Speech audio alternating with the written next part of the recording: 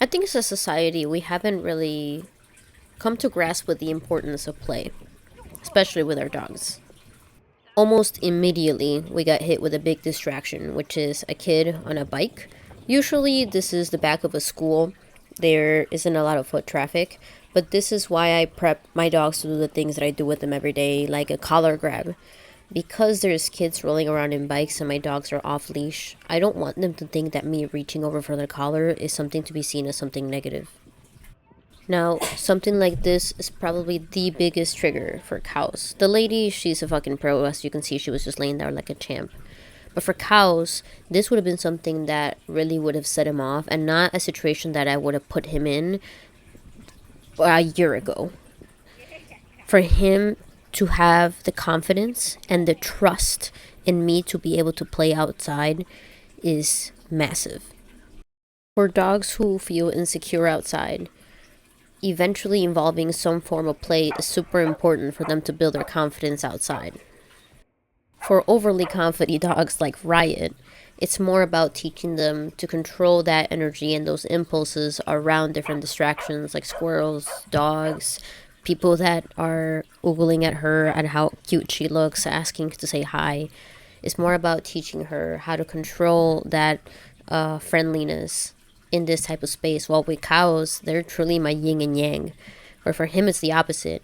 Just the fact that he's able to sit here outside of a Cato and listen and wait his turn to play with me, that to me is one of the biggest reassurances that him and I are building trust. And though it's taking time, that we're fucking getting there. And it continues to reinforce the fact that relationships with dogs like him take time, and rushing the process is only gonna fuck you up because it has to be at their pace, and I'm tired of seeing people rush dogs like him. Riot is truly my unicorn that has stepped up as the role of main girl in the house because her brother left some big shoes to fill. Ghost was incredibly confident and truly my right hand man, though he didn't start that way. But she stepped into that confidence role for cows because after Ghost passed, cows struggled a lot. That was his man, that was his confidence. And so Riot now helps him deal with situations that he's unsure of. And these two have become such a cool little team when they work together. People always ask me, how long did it take you to train your dogs?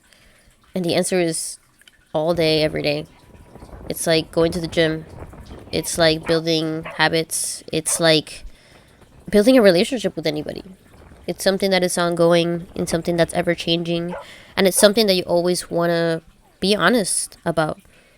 You're not always going to have good moments in a relationship. You're not always going to have bad moments.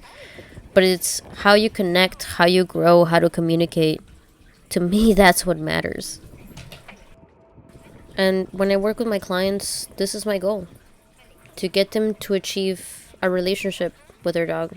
And that doesn't have to be a relationship that I want. It doesn't have to be a relationship that anybody else in the world wants. It has to be a relationship that that handler and that dog want to have. And that's just, as long as there's honesty, as long as there's empathy, and as long as there's consistency, that to me is more than enough. Happy training.